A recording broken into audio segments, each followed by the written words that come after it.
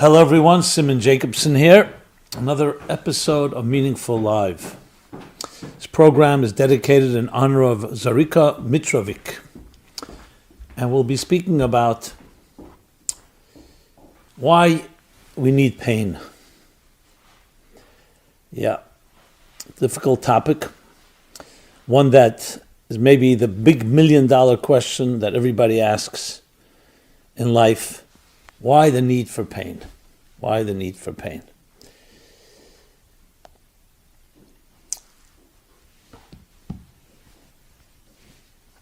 The way we grow. The fact of the matter is that the definition of growth itself, the meaning of growth, think about it for a moment. We take for granted, perhaps, we don't always focus on the details. Growth by definition means you're moving from one state to another. Okay. The question really is, let's pose it as a philosophical question. How is it possible to move from one state to another? For instance, you talk about different species. Even considering evolution, which is over a long period of time, the fact of the matter, there are things that are very different. Fire and water are opposites in many ways. So they're stationary in their position. Whatever fire is, it's fire. Water is water. They may have some common elements. We talk about the subatomic structure of things, so everything has something in common. But the way it's structured on a macroscopic level, at least, we see things are defined. So how do things actually grow from one state to another? So of course the examples of growth are within the species itself, like a newborn child, or let's go even earlier, the earliest states of gestation. So one cell is conceived. That one cell will split into 2 cells, and then into 4, and then into 8, and so on. So these are the process of growth. The child will be born after 9 months, will grow from a 1-day-old child to a 1-year-old, 5-year-old, 10-year-old, a 90-year-old, a 100-year-old, many long, healthy years. So the growth is within the very species itself, and that growth can be quite dramatic, very difficult to compare a newborn to a full-blown adult, both in intelligence and emotions. But we see this. We see it in the world of the animal kingdom. We see it in the world of vegetation. So that itself doesn't sound like, very surprising. But the fact of the matter is, when one species compared to another, they're very different. So when you really think of growth, you really think about change. And change by definition means that something has to shift from one state to another. Now that doesn't necessarily mean that things are always going to be painful, but things definitely, I think, are always going to be getting out of one state to another creates some element of, you can call discomfort, disruption, some disorientation, or else it's not real growth. Taking the same species itself, we all go through the awkwardness of adolescence. Growing up can be painful, can definitely be uncomfortable. There are times, I'm sure everybody remembers certain watershed moments or certain key milestones in our lives where something shifts. You suddenly realize that you're an independent individual. You suddenly realize that people, when I say suddenly, it doesn't mean overnight, it can take a little time, that if you don't take care of yourself, no one else will. That you're not the same as your classmates that you grew up with. There's all these different awareness that we reach, even epiphanies, that initially was always going to create some discomfort. Now, we don't like discomfort. That's why it's called discomfort. But there's no such thing as growth without it. So when we think about pain or even suffering, that is something we all abhor. Who wants pain and suffering? Yes, there may be a psychological phenomenon of people who have grown up with pain and they expect it and they're in their comfort zone when they're uncomfortable. But that's already an aberration. So nobody likes to be uncomfortable, but there is no such thing as true growth if there isn't some form of discomfort. remember reading, I forgot what it was called. It was a very interesting book. It looked like it was for children, but it was really has an adult theme. It was half the book was about a caterpillar's consciousness, and the other half was the butterfly. It's how a caterpillar goes through the metamorphosis of becoming a butterfly. Now we don't know exactly what's going on in the psyche of each, but it's interesting. A caterpillar crawls. Does it have somewhere in its consciousness the possibility, the capacity to fly? And yet it does go through a metamorphosis, the cocoon, that it goes through, the chrysalis, and then it becomes a butterfly. The same thing is as children. There are many things as young children we don't even imagine we're capable of doing. Whatever the reason may be, either because we're still childish and narrow-minded and not really see all our horizons have not yet expanded. Is it because we're still in that state of being protected by others, dependent on others? But there comes a point where you do see a broader horizon and you see new possibilities. That will always create a certain element of newness, and newness means that there's some discomfort involved. One of the great mystics, Rabbi Shneur Zalman of Liadi. So when he married, his in-laws, relatively for the time, we're talking about the 18th, 19th century. And he had, his in-laws relatively had some money. But there was no wiring money, there was no passing it on in any way. The only way is if you lived near them. So his mother-in-law offered and said, why don't you stay here with your new wife, our daughter, and we'll provide everything. You can study, you can pray, you can build a community, write, and we'll support you. Now, there was no malicious intent at all. And his response, with a smile, he said to her, it's a very enticing offer. You know what even more enticing is to go back into your mother's womb where everything is taken care of. What you eat, what you drink, what you breathe, everything. 24/7 for 9 months, a child is completely protected in the cocoon, in the womb, insulated, immunized.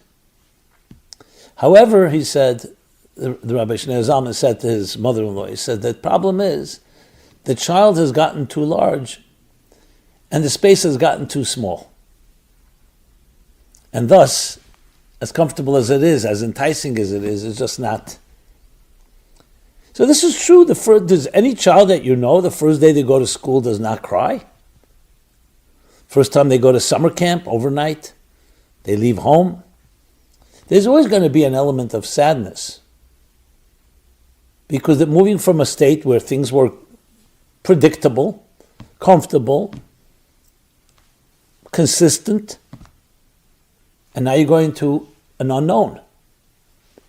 There are risks involved. Every parent knows this, everyone knows this. And yet it's the only way to grow. The only way to grow. To shed one layer of skin to assume a new layer. A seed needs to deteriorate, erode, as it metamorphosizes into a plant, to a sapling. You need to melt a piece of gold in order to shape it into a beautiful ornament. Creativity is a child of frustration. And the greater the creativity, the greater the frustration that precedes it. You ever write a paper? You ever deliver a talk? It's not easy. It's hard to do. You do all the research, the confusion starts setting in. At first you thought you had it all figured out, then new details come into play, and you get all lost to the point you could sometimes even give up.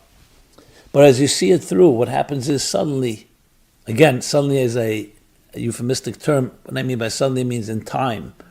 Things begin to emerge, patterns begin to emerge, and you come to a whole new way, a whole new level of awareness. So inherent in all of this is that process, what we would call pain. Now, of course, the argument is, host, 1 second. That's the natural pain that comes with all normal growth. But why do we have to have excessive pain? You see people, God forbid, suffer terribly. Physical pain, psychic pain, emotional, psychological. So this is not meant to be a justification for the pain and suffering in our life, and especially when it's to the extreme. There are mysteries that we will never understand. That's not the question. Why some people suffer more than others, or why good people suffer, or why a good God would allow good people. Why would a good God allow evil to happen to good people? Or the famous question, why the wicked prosper and the good suffer, and the righteous suffer. That's a whole other discussion. The question is, the fact that it does exist is very clearly inherent to the very process of growth. Is that an explanation? Of course, the great God could have created it a whole different way that would never have worked that way, that you could have grown without any discomfort. But by definition, that's not called growth. Growth means that you're assuming and you're entering into a new paradigm. I've shared this, I believe, in the past. I remember in summer camp. So, a summer camp in Bungalow Colony, the summers. So, I was a relatively fine swimmer. This was probably my early teens, 12 years old, 11 years old. And now I wanted to learn how to dive. I think I saw diving in the Olympics, or I saw people, good divers, and there's a certain elegance to it. And I saw different types of dive, the swan dive, the swimmers, the racers dive, different types of dives. And I remember standing at the edge of a pool on a diving board, and for whatever reason, I could not bring myself to jump into the water. And it wasn't because I was afraid of water. I swam. So I decided, maybe it's too high up. Let me go down to the edge of the pool, and I'll try to dive from there. Same thing. I started my countdowns, 10, 9, 8, 7, Then I went back, okay, another countdown. Let's start from 100. All these different tricks you try to play on yourself. Day after day, I remember in the Bungalow Colony, I remember exactly where I was, and I could not bring myself to jump in. A summer passed, the next summer came, the same thing. Then I said, you know what, I'll tell you what I'll do. Instead of standing at the edge of the pool, I'll sit and just allow myself to drop in. Once I do that, then I can go back and maybe do it standing, then back to the diving board. Even that I was afraid to do. Irrational. It was completely irrational. I remember thinking to myself, what's going to happen? You'll dive, what's going to happen? Your stomach will burst open, that fear that everybody has. And then what happened was, a friend of mine did me a favor, even though I didn't see it as a favor at the time. He snuck up behind me as he saw me doing these moves, and he just pushed me in. And there I was, pushed in, I got it done. But it required him pushing me in without me knowing. And I was angry, I started yelling at him, what'd you do? But obviously once I was in the water, I swam. And I always wondered, what was the problem? I was comfortable in the water, I'm comfortable on the ground, but that dive. And then I realized, this is my theory. I've never substantiated it scientifically. But let me posit it, let me share it with you. I said to myself, you know what it is? It's the fact that there's a moment that you're suspended. You're not on the ground, and you're not in the water. Both of those I mastered. You're in the air. And even though it's a split second, and you're going to end up in the water rationally, but that place where you're not here and not there, there's a fear involved because you're shifting from one paradigm to another. And then I remember reading about a tightrope walker who explained with the art of tightrope walking. So most people think it's balance, training. And that interesting thing he said, people think, what is the most difficult part of tightrope walking? So most people think when you get to the middle. When you're at the beginning or the end, you can always go back, you can always go forward, but in the middle, you're nowhere. It's only one way to go, straight, or you're going to fall. He said, no, that's not the hardest part. The hardest part is when you need to turn. When you come to the end, you need to turn. Why? Because the key is the focal point. You're keeping focused on some destination that you're walking toward. And as long as you can keep focused, you keep walking that straight line. As soon as you get to the other end, you need to create a new focal point on the other end. And that turn is when you don't have that centrifugal point that's holding you, that is keeping you like the compass, that's keeping you centered. So there's always in life going to be moments like that, blind spots, that always happen when you move from one state to another. The big challenge is while you're there, how difficult it is. To get to the other side or to begin where you are, that's the easy part relatively. But that vacuum in between, that transition, and the bigger the transition, the more uncomfortable and the more painful it will be. Now, does this resolve the issue of our discomfort? It doesn't, but it puts it into context. It tells you life is a narrative. You have to see it through. It's like frames in a film or chapters in a book.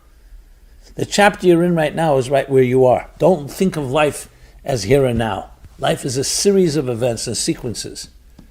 That one will lead to the other, and there'll be times where it will be a real shift.